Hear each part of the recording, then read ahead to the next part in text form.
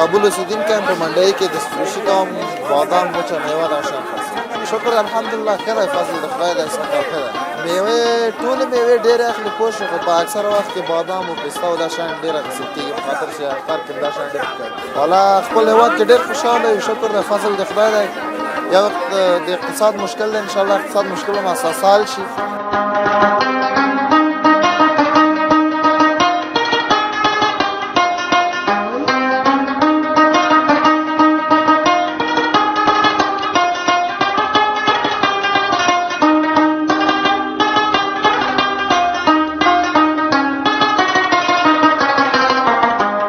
زما خپل تقریبا هغه 12 کاله کې دي، 12 نیم تر 12 پورې کې نرخونه ډېر ټیټ شوي دي. په هغه نه ده پروسه کال مثال 1 کیلو پسته په 900 روپۍ سږ کال دغه 900 روپۍ، همداسې چهارمغز پروسه کال 800 روپۍ سږ کال ده په 300 روپۍ دي. نرخونه ډېر ټیټ شوي.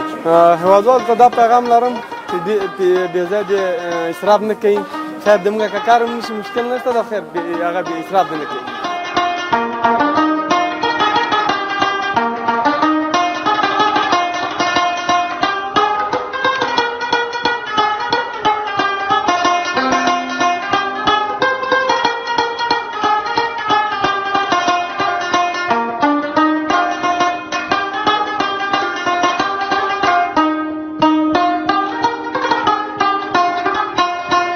والا اوس راغلو مال نرخونه مو ګورو، هغه مو ګورو، دا سړی چې ده لکه نسبت د بازار کې انصاف هم کوي او جنس هم ښه ده. زه همیشه هم دلته راځم سودا اخلم.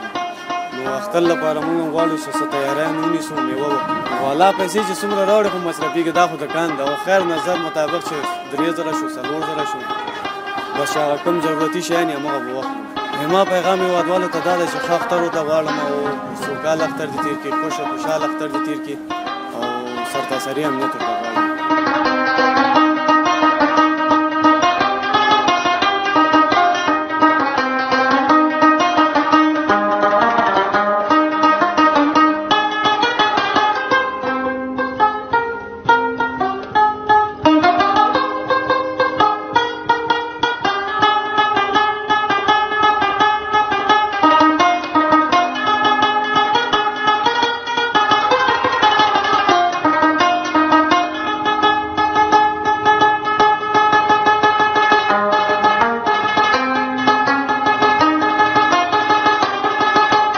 قیمتونه خو رښتیا خبره وکړو نظر نورو کالو ته ټیټ دي، خو پیسې درک نشته.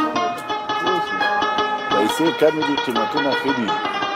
شی واخلو چې شته هم زور ورسېږي. همدا کشمش و نخود و بادام و پسته نو زمونږ د اختر عنعنات دي. دوکاندارانو ته خو دا پیغام لرو چې خلکو سره هغه وکړي، مراعات وکړي. دوی نسبتا نظر خلکو ته یو اقتصاد ښه ده او خلکو سره پیسې آمد نشته، مصرف شته ده. دوی نه خواهش کوي چې دوی خلکو سره له کومک مرسته وکړي که خپله د توانه پورې.